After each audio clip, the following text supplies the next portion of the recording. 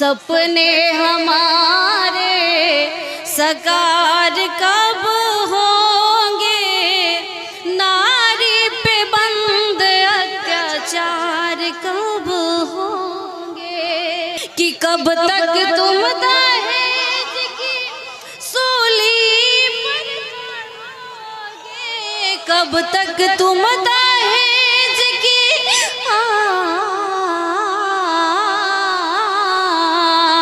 कब तक तुम दहेज की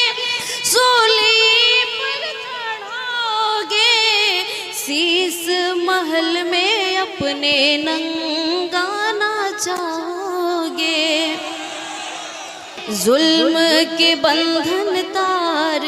तार कब